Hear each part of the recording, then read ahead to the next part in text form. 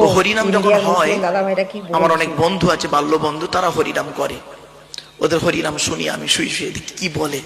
কারণ আমি তো একজন ছাত্র, ঋগ্বেদ, সামবেদ, যজুর্বেদ, অর্থববেদ, গীতা, রামায়ণ, মহাভারতের আমার কাছে সব রয়েছে। তওরাত, জবুর, ইনজিল সবই রয়েছে, সবই রয়েছে, পড়ি, জানি। তা বলে এই নয় ব্যাস। তা আমি কোনোদিন দেখিনি। আর এই মুরব্বীদের বলুন তো দেখি, এই বয়োজ্যেষ্ঠ লোকেরা বলুন, আপনারা কোনদিন শুনেছেন কি হিন্দুদের হরিনামে 3 ঘন্টা করে পালা? ক ঘন্টা?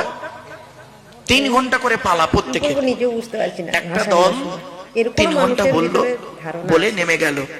অপর একটা দল 3 ঘন্টা বলল, নেমে গেল। আবার একটা দল, এইভাবে 24 ঘন্টা হয়, বুঝলেন? 8টা দলে 24 ঘন্টা ক্লিয়ার হয়। কোনদিন শুনেছেন এক দল নেমে যাবার পর অপর দল এসে মারামারি লেগেছে?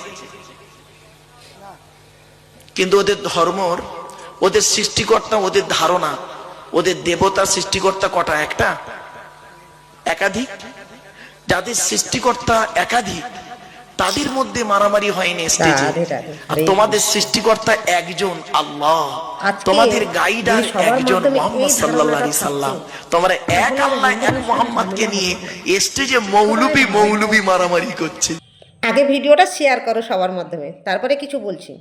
সবাইকে একটাই কথা বলছি, হিন্দু ভাই, মুসলিম ভাই, সবাইকে বলছি, দেখো এই যে ঝামেলা, এই যে অশান্তি, এগুলো করে কোনো লাভ আছে?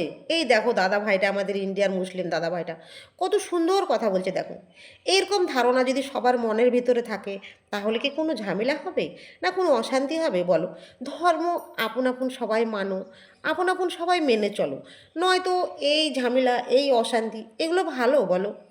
সবাইকে একটাই অনুরোধ করছি, দেখো ধর্ম নিয়ে কেউ ঝামেলা করো না, ধর্ম নিয়ে কখনো কেউ কাউকে ছোট করো না।